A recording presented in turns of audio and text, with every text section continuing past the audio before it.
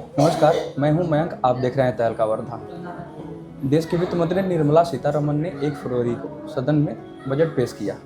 उस दौरान उन्होंने कई बड़े फैसले लिए, जिसका सीधा असर शेयर बाजार से लेकर सोने चांदी के मूल्य पर भी पड़ रहे हैं। वर्धा के कठाने ज्वेलर्स के ऑनर रोहन कठाने जी से सोने चांदी के दर और उस पर कस्टम ड्यूटी के विषय में हम बात करेंगे। नमस्कार सर, स्वागत है आपका। सर, बजट 2025 में सोने और चांदी पर कस्टम ड्यूटी बढ़ाने का ऐसा दावा किया गया था। नहीं, कस्टम ड्यूटी तो पिछले बजट में उन्होंने कम कर दी। 15% कस्टम ड्यूटी थी, उसको 6% पे ला दिया है।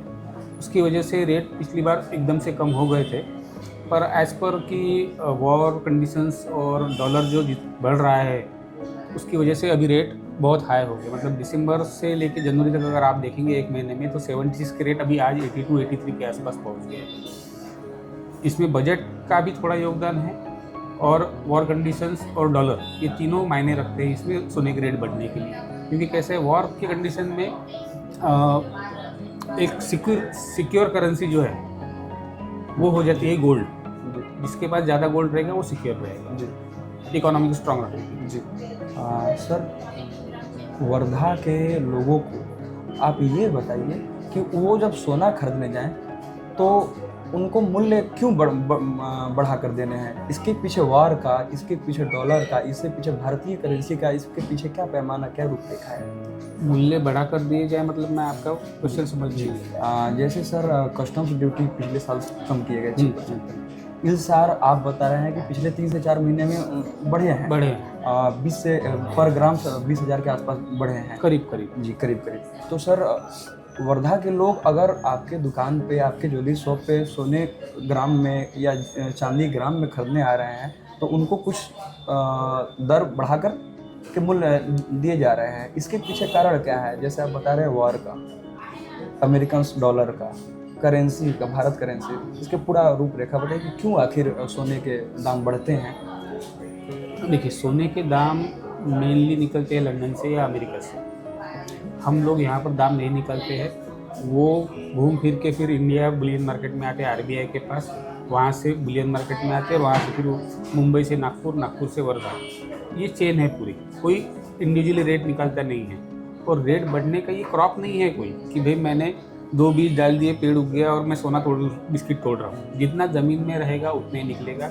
डिमांड एंड सप्लाई, ये मेन रीज़न है। डिमांड ज़्यादा है, सप्लाई कम है। स्मगलिंग ख़त्म हो गई कस्टम ड्यूटी का कम करने की वजह से। जैसे कि 80 लाख रुपए 1 किलो को लगता है सोना खरीदने के लिए, 15% ड्यूटी मतलब 12 लाख रुपए।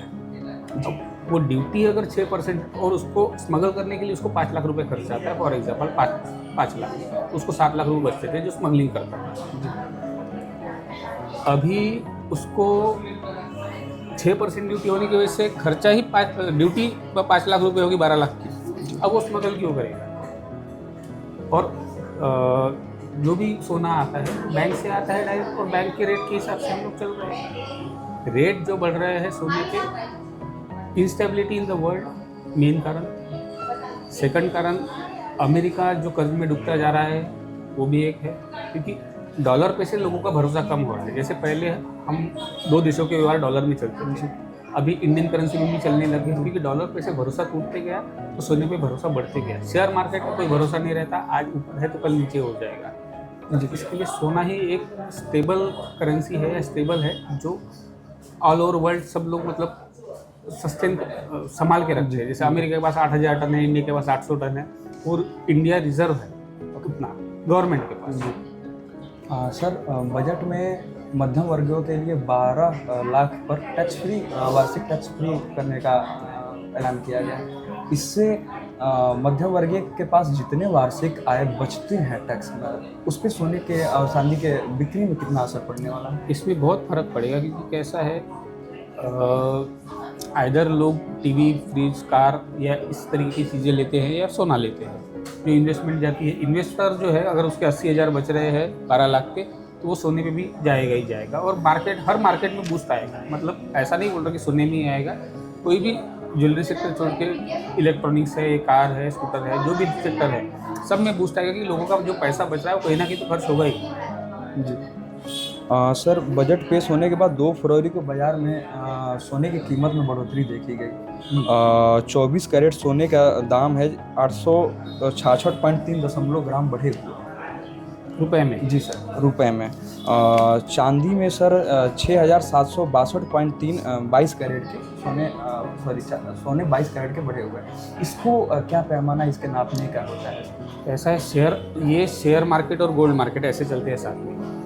एक तो एफडीआई जो बोलते हैं हम लोग, फॉरेन इन्वेस्टर्स जो रहते हैं, वो जब शेयर मार्केट से पैसा निकालते हैं तो सोने में डालते हैं। शेयर मार्केट नीचे जाने लग गया बजट के बाद, तो वो वहाँ से पैसा निकालेंगे, गोल्ड परचेस करेंगे तो गोल्ड ऊपर जाएगा, गोल्ड से निकालेंगे शेयर में डालेंगे तो शेयर ऊपर जाएगा। ये ऐसा चलते रहता है दोनों।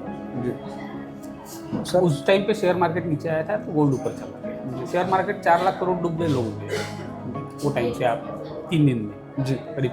जी सर, शेयर मार्केट और सोने के बाजार में, इनमें दोनों में संतुलन कैसे सरकार बनाती है? आप लोग इसमें दोनों में नहीं, संतुलन वो कैसे सरकार, हम सरकार नहीं है, सरकार की भी हाथ में नहीं है ना। अच्छा, सोने का रेट निकालना, में क्या बोला आपको कि रेट अमेरिका या लंदन से आते हैं, दिन में 5 बार रेट निकलते हैं। और शेयर मार्केट का जो है, कितने लोग बेच रहे हैं, कितने लोग खरीद रहे हैं, वो भी सरकार के हाथ में नहीं है। वो सरकार के हाथ में नहीं है उसको कंट्रोल करना। जी सर, चांदी की कीमत में हल्की गिरावट बजट के बाद देखने को मिली है, इस पे क्या है? ये टेम्परेरी रहती है। चांदी आपको 1 साल में दोगुनी हो जाएगी। सोना भी हम एक्सपेक्ट कर रहे हैं 2 महीने में 90 से 95 हज़ार, और 1.5-2 साल में 1.5 लाख रुपया। जी सर, चांदी को लेकर जो कीमतों में गिरावट आई है, क्या उससे सोने के बिक्री में भी असर पड़ने वाला है? मध्यम वर्गीय लोगों के हिसाब से अगर बताइए। चांदी के कीमतों में जितनी गिरावट आई थी वो कवर हो चुकी है अभी करीब। अभी 94,000 चल रही है चांदी पर केजी प्लस जीएसटी अलग से, वो कवर हो चुकी है जो गिरावट आई थी। सोने में भी जो 76 था दिसंबर में भाव, वो 83 के आसपास चल रहा है। जी सर, सोने और चांदी के जो कस्टम ड्यूटी बताए गए हैं, इस पे भारत की अर्थव्यवस्था पे इसका क्या असर पड़ने वाला है? टेक्निकली स्पीकिंग, जो गोल्ड सोवरिजिन बॉन्ड उन्होंने 7 साल पहले निकाले थे, जब उनको, अभी वो मैच्योर हो गए। अभी जब उनको देने की बारी आई तो इतने हाई रेट में उनको परचेस करके लोगों को देना, साथ में ब्याज भी देना और फिजिकली गोल्ड देना, वो पॉसिबल नहीं हो रहा था। तो उन्होंने कस्टम ड्यूटी कम करके रेट कम किए गवर्नमेंट ने, मतलब मुझे ऐसा लगता है। और फिर रेट कम होने से उनका परचेस रेट कम हो गया, उनको तो पूरे इंडिया को देना। जी जी। अगर 10% रेट में भी कम में मिलता है तो सरकार का ही पैसा बच रहा है। अच्छा, उन्होंने वो 10% कम करके इधर वो मार्जिन को कम कर दिया और उसको बैलेंस किया है। जी सर। सर, सरकार के द्वारा शेयर मार्केट, सोने चांदी के भाव में इस समय बैलेंस किए जा रहे हैं, इस पे मिडिल वर्ग के, मध्यम वर्गीय लोगों पे क्या इसका असर पड़ने वाला है? मध्यम वर्गीय लोगों के आपे से बाहर हो रहा है सब ये, मतलब सोना और चांदी। आज 1 तोला खरीदने जाएंगे तो मजदूरी, जीएसटी, हॉलमार्किंग सब मिला के करीब मोटा 90,000 से लाख रुपये लग जाता है। मध्यम वर्गीय पे आपे से बाहर हो रहा है धीरे धीरे, और आगे परिस्थिति और विकट होती जाएगी। पर इंडिया ऐसा देश है, सोने का मोह छूटता नहीं है, और एक इन्वेस्टमेंट ऐसी है ये सोने की कि आपको तुरंत रिटर्न देती है। इसके लिए लोग सोना खरीदते ही रहेंगे, क्योंकि शेयर मार्केट में आप पैसा डालेंगे तो आपका पैसा रिटर्न आने के लिए 4 दिन का आपको वेट करना पड़ेगा, चेक आने के लिए। प्रॉपर्टी आप लेंगे तो 1 महीने में बिकेगी, 6 महीने में बिकेगी या साल भर में बिकेगी, उसकी कोई गारंटी नहीं है। थर्ड इन्वेस्टमेंट ऐसा है, लिक्विडेशन गोल्ड का फास्ट है। आपके पास बिल है, आपका ज्वेलर वहाँ दुकान चालू है, आप जाइए, बिल दिखाइए और चेक ले लीजिए तुरंत। जी, लिक्विडेशन एकदम फास्ट है।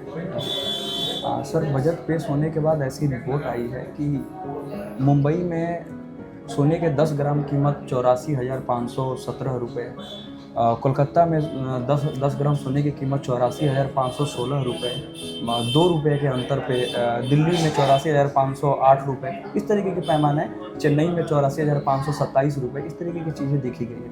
इसमें पहले की तुलना में कितना बढ़ोतरी हुआ है? एक दिन में जी सर, पिछले 2 तारीख से लेकर और आज तक की बात है, पिछले 3 दिनों में बजट पेश, पिछले 3 दिनों में 1,000 से 1,500 रुपये तक की बढ़ोतरी हुई है। और चांदी में सर?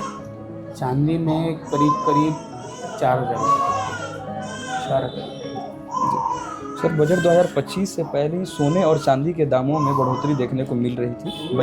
केंद्रीय बजट 2024 में सोने और चांदी कस्टम ड्यूटी के 6% घटा दिया पिछले साल 2024। 9% घटाई, 15 की उन्होंने 6% कर दी। जी सर, इसको आप किस नज़रिए से देख रहे हैं? पिछले साल और 3 साल इसमें क्या बदलाव? इस साल तो उन्होंने गोल्ड के लिए कुछ ऐसा, उन्होंने सिर्फ TCS जो है, मतलब कोई भी ज्वेलर B2B या फिर B2C जो भी व्यवहार करता है, अगर उसको 50 लाख के ऊपर है तो 0.01% TCS लगता था, तो उन्होंने हटा दिया ज्वेलरी सेक्टर में। सर, ये पूरा इसकी रूपरेखा बताइए। TCS गोल्ड में उसकी कितनी कीमत TCS में? मतलब नहीं, चांदी और सोने पे TCS लगता ही था। मतलब मैं अगर किसी होलसेलर के पास से साल भर में 50 लाख के ऊपर का टर्नओवर करता हूँ तो मुझे 0.01% TCS देना पड़ता था हर बिल के पीछे। वो TCS उन्होंने हटा दिया। इस बजट में गोल्ड ज्वेलरी के लिए इतना ही किया है। बाकी 12 लाख पे जो टैक्स कम किया है उससे मार्केट बूस्ट होगा तो लोग ज्वेलरी खरीदेंगे। सर, आप हमारे दर्शकों को ये बताइए कि इन साल का वार्षिक में सोने और चांदी में किस तरीके के बदलाव देखने को मिल सकते हैं मध्यम वर्गीय में? इतने साल से आप जो देखते आ रहे हैं तो हर साल गोल्ड और सिल्वर ने 15 से 20% का रिटर्न दिया है। 15 से 20% का मतलब जैसे 2006 में 6,000 था तो हर साल 3-3 हज़ार बढ़ते हुए वो कंटिन्यू बढ़ते गए। तो अभी हम 2000 से 2026 में जाएंगे तो 6,000 के भाव हम 60,000 के ऊपर 1,20,000 देखेंगे 2026 में। हर साल 15 से 20% रिटर्न सोना और चांदी देते ही रहेंगे आपको। क्योंकि चांदी का कंजम्पशन अभी इलेक्ट्रिक बैटरी में भी होने लग गया है, EV व्हीकल में, और बाकी सब गुड्स, इलेक्ट्रिकल गुड्स में बहुत ज़्यादा कंजम्पशन हो रहा है चांदी का। उसकी डिमांड फैक्ट्री में भी बढ़ गई है जी।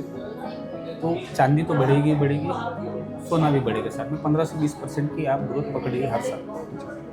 बहुत बहुत धन्यवाद सर, हमसे बात करें।